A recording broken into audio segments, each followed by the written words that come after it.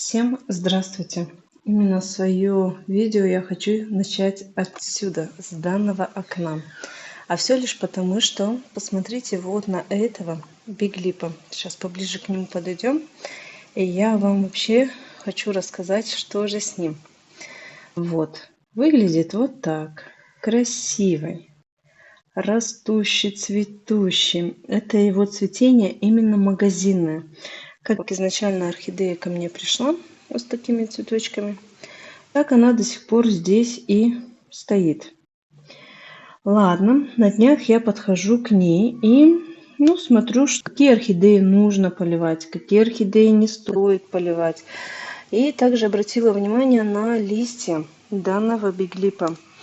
Что меня смутило, смотрите, такой момент. Точки, во-первых, они немного мягкие стали. И видно, да, что листик, он сам по себе начал морщиниться. Угу. Ладно, думаю, здесь такая ситуация. А именно с этой стороны тоже начал листик морщиниться. Хорошо. Я понимаю, с одной стороны, когда именно такая ситуация, значит необходимо орхидею полить. Достаю, я их особо не трогаю, достаю и наблюдаю вот этот ужас. Посмотрите, ребят, что здесь творится. Корневая начала портиться, корневая начала гнить. Конечно, местами что-то здесь и остается хорошее, нормальное. Но здесь уже необходимо будет смотреть. Конечно, я начала думать о том, что же сподвигло орхидею именно на корневую гниль. Вообще, само по себе данное окно, оно является у меня холодным. Это кухонное окно.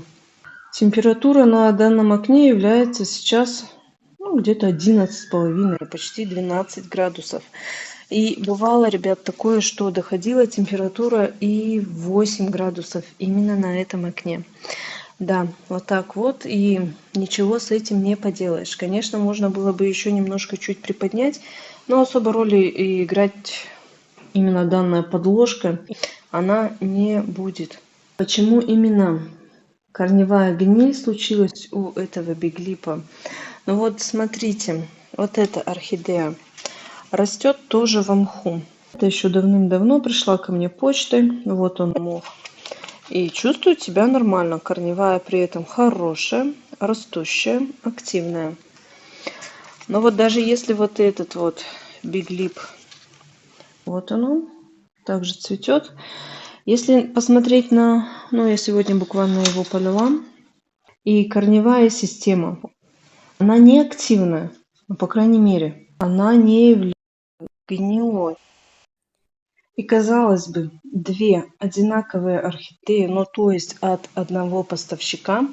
С этой орхидеей все нормально, все хорошо, дай бог, корневая не гниет, ничего не портится.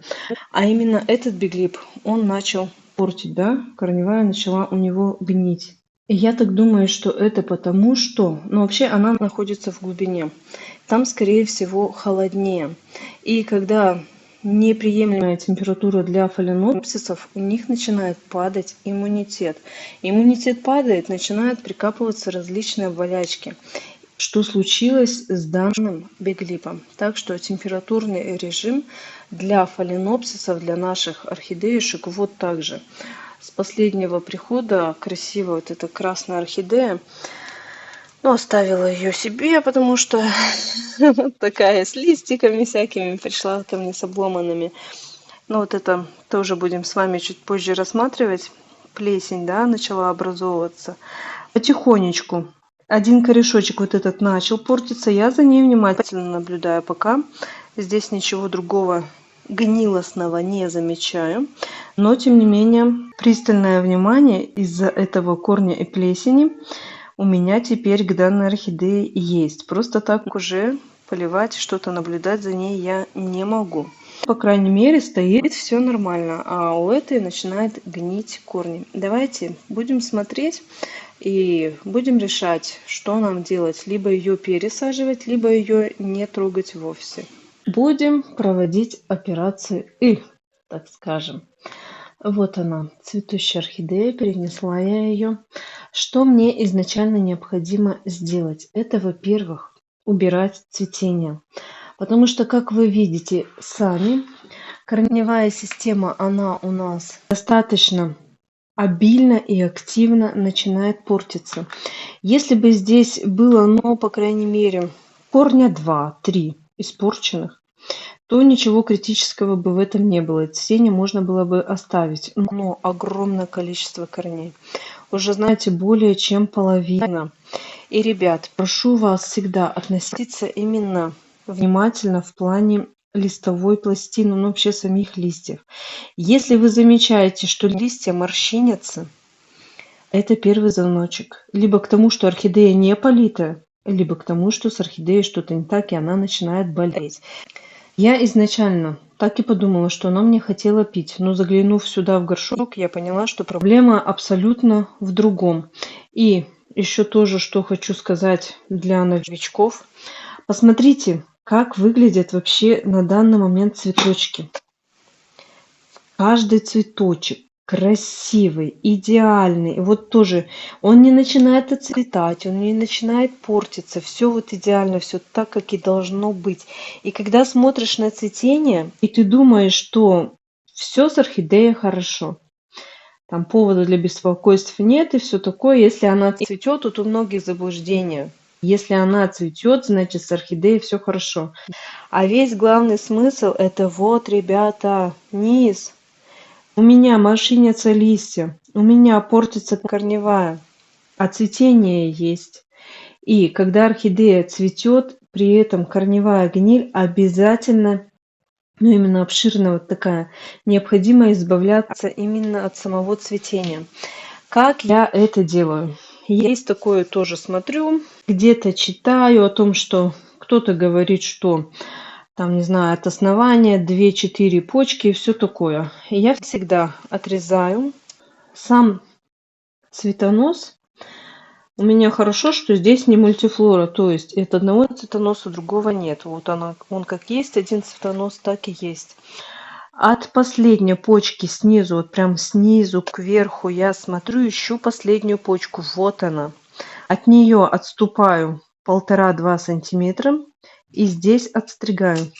Вот эти вот, ребят, ножницы, если честно, мне полюбились в качестве того, что резать цветоносы, резать корни. Но знаете, корни, если засохшие, они не справляются. Вот это ножницы специально для орхидей. Они очень плохо справляются с засохшими корнями, со стволами. Если что-то такое габаритное, прям крупное резать, то необходимо брать секатор. А ножницы это так себе. Так, ну ладно. Опоры я, скорее всего, оставлю. Убирать пока не буду. Можно, конечно, было бы и полностью от цветоносов избавиться, но пока посмотрю. Как в будущем себя орхидейка поведет, то же самое и здесь. Ищу последнюю почку снизу. Вот снизу. Вот почка и вот. Также отступаю 1,5-2 сантиметра. Опять же, вот здесь возле цветочка. И обязательно место среза, это же, ребят, рана. И сюда могут проникнуть еще какие-то бациллы. Мы прикрываем либо корицей, либо толченым активированным углем. Но в моем случае это перекись водорода. И вот даже сейчас можно оставить цветоносы. Но опять же, ребят, если у вас орхидея будет реанимироваться, либо как-то очень долго тяжело восстанавливаться, то вот из таких почек, вот из этих, которые здесь есть, орхидеи могут иногда начинать наращивать либо цветоносы, либо детки. Смотрите тоже внимательно, если вдруг случится такая ситуация, что вот прям начинает наращивать, не чтобы корни наращивать, а они начинают что-то наращивать именно вот на этих почках. Обязательно удаляйте тогда уже полностью цветонос. Вся вот эта красота у меня пойдет в стаканчик, я ее поставлю в воду и пусть стоит уже просто так отдельно и меня радует. Ладно, давайте перейдем к основному и главному. Что же мне необходимо будет сделать? Вот я сейчас смотрю на орхидею и думаю, то ли мне ее пересаживать, то ли мне ее оставить так, как есть. Что было бы на данный момент для нее оптимальнее всего? Ребят, вот правда и скажу, что я не приверженец того, что если вдруг орхидея заболела, корневая гниль, и мы вот прям здесь и сейчас начинаем все рубить, все вытаскивать, доставать, что-то потрошить. Нет. Лично я для себя усвоила такое, ну и вообще пришла к тому, что я ее отсюда, если вдруг мне понадобится, буду пересаживать ровно тогда, когда лист начнет, вот прям листья вот эти вот начнут сильно морщиниться. Они сейчас морщинятся, конечно, но не настолько сильно. Сейчас покажу. На примере, допустим, вот эта орхидея, про нее можете посмотреть вот здесь. Кстати, сразу запечатлю вам результаты. Менее месяца прошло, и посмотрите, ребят, какая хорошая, красивая картина. Она доращивает и наращивает вот эти новые корни. С другой стороны, также смотрим, корешочки активно пошли в рост. Вот здесь вот корней я новых не наблюдаю.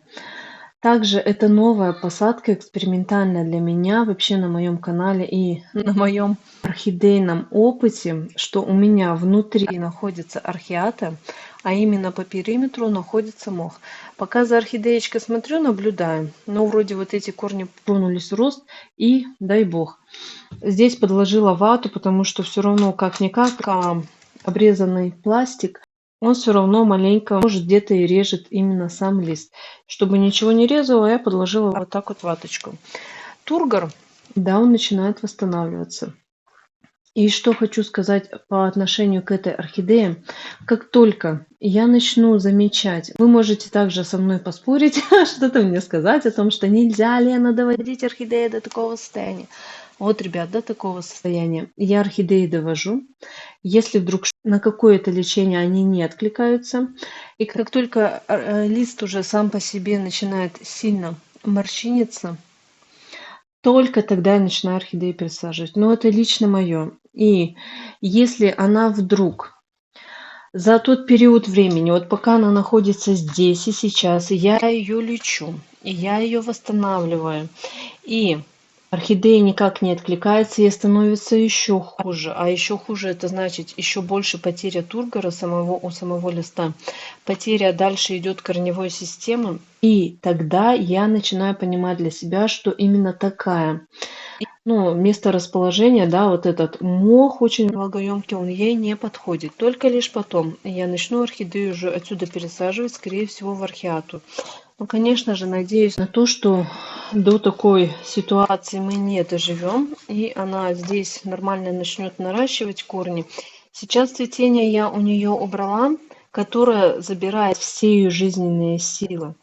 И орхидея на данный момент должна тратить только силы на наращивание корневой системы и также видим рост нового листа. Лечу орхидею своим любимым привикуром. Как всегда, беру 1,5 мл на литр воды. Если у вас привикура нет, можете использовать фитоловин уже в качестве лечения. Дозировка будет 2 мл на 0,5 литров воды. То есть 4 мл на 1 литр. Можно использовать пока на данный момент фитоловин. Но почему, знаете, его сейчас не хочу использовать? Потому что корневая гниль, она идет обширная. Если было бы меньше, фитоловин бы я применила. Но так как здесь уже потеряно, ну так, 60%, я бы сказала. И вы, наверное, думаю, со мной согласитесь, 60%, да, потери. И привикур, как я думаю, намного лучше и быстрее будет справляться с корневой гнилью. Что еще хочу сказать насчет вот данной красотки. Я за ней наблюдаю, у нее же ранее была корневая гниль. И местами... Так, где я видела? Вот. Я видела корешочек, что, смотрите, он начинает портиться. Портится. Вот только его пока на данный момент наблюдаю. И именно вот сейчас можно применить вообще фитоловин. Необходимо обязательно лечить. Прям обязательно. Потому что корневая гниль, она как ранее была, видимо, она еще до конца не остановлена. И чтобы предотвратить именно орхидею от гнили, обязательно лечим фунгицидом. И сейчас вот именно фитоловин можно использовать, потому что Ну, из всей корневой системы, что здесь есть, только лишь один корешочек у нас гниет. Все остальное пока спокойно и нормально. А здесь ситуация, ребят, намного сложнее. Я поливаю такие орхидеи, которые растут в мху, только лишь чисто в поддон. Вот столько воды в поддоне ей будет хватать. Она наберет воды где-то на 1/3, даже в половину, и этого будет также достаточно. Больше орхидеи в мху поливать ни в коем случае нельзя. Полностью я орхидеи не стараюсь увлажнять. И, конечно же, листики я также полностью протираю. Далее, какой у меня уход и вообще лечение. Конечно, теперь уже лечение. Это в каждый полив, за каждый раз из раза в раз и постоянно я лью привикур ровно до тех пор, пока я не увижу рост новых корней.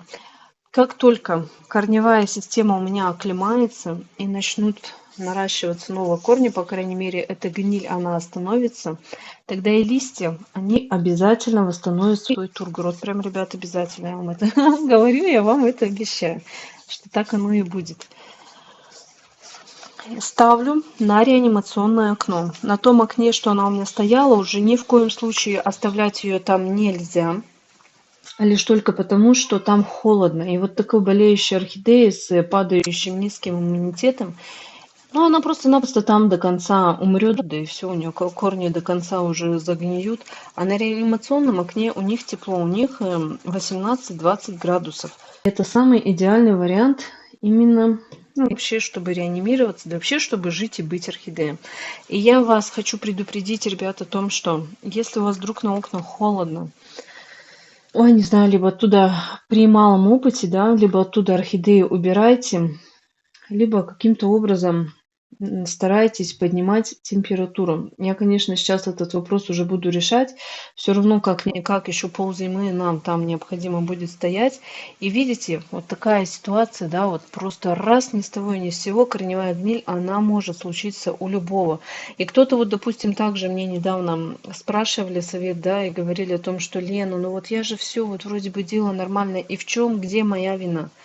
Ребят, вашей вины здесь может и не быть. Конечно, именно тот фактор, что низкие температурные условия у орхидей на окнах, это, конечно, наш тоже фактор. Здесь мы должны были отслеживать и что-то как-то предотвратить этот момент. А мы как? А мы же все время на авось. Авось нормально будет. Авось орхидея там все спокойно справится, ничего с ней не случится. Вот вам и случилась та самая авось. Теперь, конечно же, я понимаю, что орхидеям там холодно. Теперь орхидеи начали портиться, орхидеи начали гнить. Соответственно, мне меры нужно какие-то предпринимать. Посмотрим, что я буду делать. Чуть позже я вам об этом, конечно, запишу. Ну а на данный момент лечу постоянно привикуром, фунгицидом. Ставлю на реанимационное окно, там, где тепло, там, где светло, и мухи не кусают. Водичку орхидея полностью напитала, как и видим, на 1/3. Дальше он мог распространиться где-то примерно вот до этого уровня. Все, ребят, этого будет вполне предостаточно. И наблюдаю, смотрю за орхидеей. Если вдруг что-то с ней пойдет не так, то есть листья морщинятся, уже будем вместе с вами там разбирать, смотреть, только тогда потрошить. Поэтому, ребят, ни в коем случае чуть что не нужно отсюда орхидею вытаскивать. Не надо. У нее сейчас случился стресс, потому что она начинает болеть. Плюс вы ее еще отсюда начнете доставать, вы вообще можете орхидею ввести в реанимационное состояние. Понятно, что ей плохо сейчас, понятно, что корни гниют, но дайте ей адаптироваться. Цветение убрали, все, силы пойдут сейчас все на корневую систему. Но если случится так, что и этого ей будет недостаточно, значит, я отсюда орхидею только тогда достаю. Думаю, что вы меня поняли. Всем спасибо большое за просмотр. Обязательно подписывайтесь на мой канал. Всем пока.